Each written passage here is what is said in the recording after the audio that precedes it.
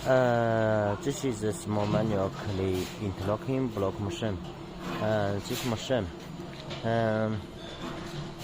actually, if for maybe not very rich country use this machine. Actually, this machine usually used for the family use.